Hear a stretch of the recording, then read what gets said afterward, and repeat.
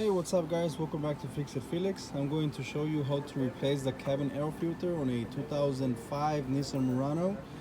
What you have to do is remove, there's 3 screws, one right here.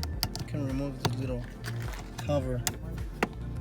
There's a screw there, a screw here, and another one right here. And you have to remove this one right here, these two, and this one right here. If you need information of for the cabin air filter, it's right here on this side.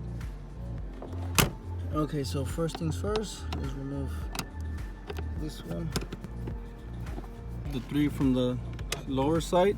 Now we're going to remove the 4 screws that are here on the top. Remove the 4 on top. You can just pull this one out.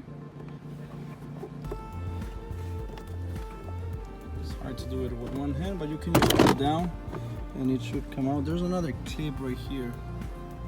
So pull down and let me see. There's this cable that goes there too. You gotta be careful. Mine was disconnected already, so try to disconnect it without dropping this all the way down. So okay, once you are here, to replace the cabin air filter is right here.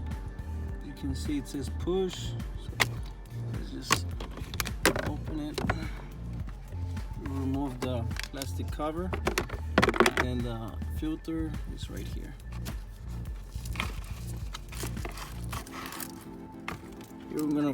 You're always going to find a lot of leaves and debris. So that's pretty much it, guys. Just put the new filter back and just repeat the whole process backwards to put everything back how it was. I'm also going to put the link down below where you can buy the air filter just in case you need it. And that's pretty much it, guys. I hope this video helped you. If it did, please like, comment, subscribe. Thanks for watching. As always, peace.